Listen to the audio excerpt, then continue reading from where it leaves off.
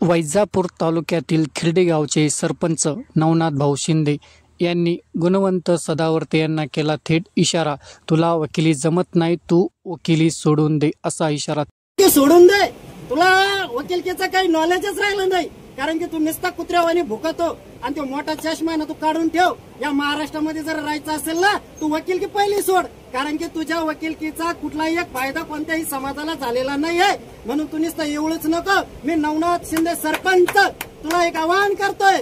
एक सरपंचाने तुझी गाडी फोडली, दुसरा सरपंच आता आलाय तुझे डोळे फोडण्यासाठी, कारण की तुझे डोळे हे कुत्र्यासारखे दिसतात. म्हणून तुला सांगतो, त्या मुंबईमध्ये तू कुठे राहतो ना, आम्ही त्याचं लोकेशन शोधतोय. आम्ही तुला रेल्वेनं फरफडीत नेतोय आमच्या लासूर स्टेशनला. मग तुला दाखवतो तिकडचं कसं आहे. माझ ये तू फक्त या आझाद मैदानावर, आम्ही मराठी आलोय.